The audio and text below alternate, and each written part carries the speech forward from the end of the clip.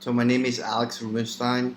I'm the head of LatamWealth. I'm an ex-portfolio manager, trader, and head of trading desk at Wall Street in the United States. A career of almost 23 years in finance, and I currently run trading strategies. But I like to make comments regarding to macro events and. Because I do think that although my background is a trader, that should sound like a short-term kind of thing.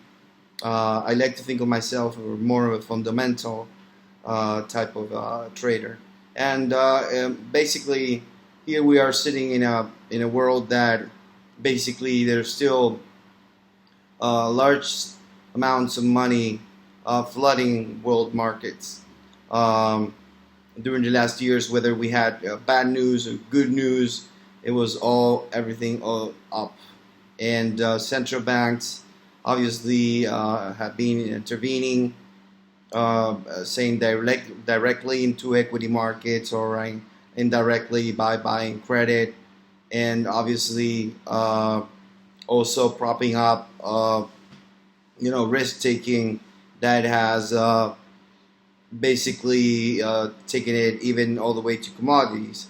What I do want to say, nothing new here, is that I do think we are witnessing, uh, not because just of the elections in the United States, but I do think that we are witnessing what is going to be the beginning of a big shift from central banks being the main drivers and cartels uh, waging these markets, and we obviously, as we have seen with Brexit, as we have seen the elections in the United States, as it appears to be the case that we're gonna see probably in Europe, if not now, we'll see it pretty soon.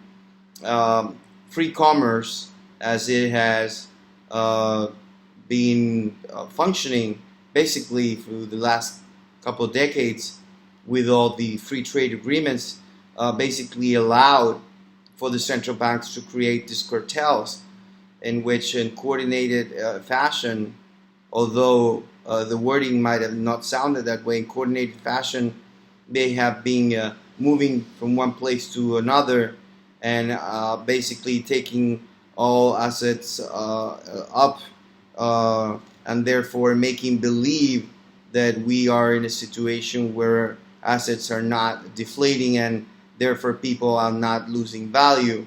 Obviously, I'm not even talking about wealthy people, but even people that hold any sort of non-financial asset uh, would be witnessing the precipitous decay of the value of their assets if it wasn't for the central banks.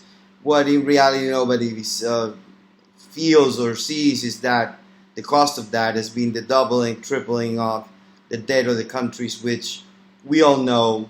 Uh, uh, I think the people that have, some basic um, basic knowledge know that the levels of debt that now the world as a whole holds are completely out of whack, and they're never going to be able to be paid in the shape or form that it has been designed.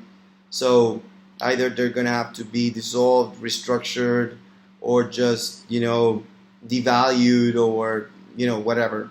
Not long ago we have seen these kind of situations, and obviously we're going to see in the developed world. So basically, the message of this first video is to say we are witnessing a central shift from central banks being the king of the valley, and now we are witnessing a situation where basically the governments, whether it's by an impulse of the people, but the governments are going to be creating um, obviously spending, obviously increasing debt, and they'll be trying to change the formula that hasn't worked, as it might have been designed for a good reason, but it definitely went for too long, and the unintended consequences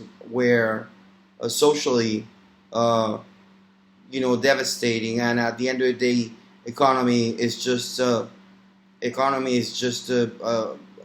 manifestation of society, and we've seen these changes of society will create big changes in the economy. Now, when you don't have free trade, when you don't have free flow of funds, when you have distortions in subsidies or taxes, then all bets are off for the banks, and especially for the central banks. And I think my next video I'm going to try to give a little more color of how the analytical tools that have been functioning based on central bank readings for the last, say, 20 years are not going to be as important going forward in the next, let's say, 10 or maybe 20 years.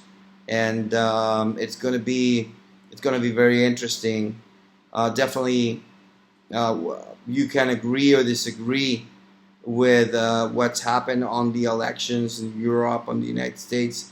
But one thing is for sure, and that is that the formulas that have been used and repeated were not functioning. So based on Albert Einstein's conclusions, it was at a time, whether you agree or not with the solution, to look for other type of alternatives. Thank you, and I hope to see you soon.